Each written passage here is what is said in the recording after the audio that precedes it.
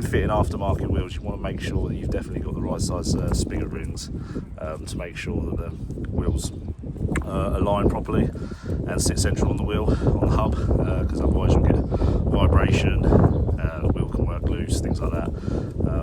When fitting the studs like I've fitted to mine, the torque wrench setting was like 16 Newton meters for the studs. I've put a little bit of Loctite on them. I haven't got my tiny torque wrench with me today, so I've just done them up by feel, but obviously I've been in the trade long enough to know how tight it is, and obviously make sure that you torque the nuts up to spec, which is 110 Newton meters for these wheels. So let's crack on and get this last one done.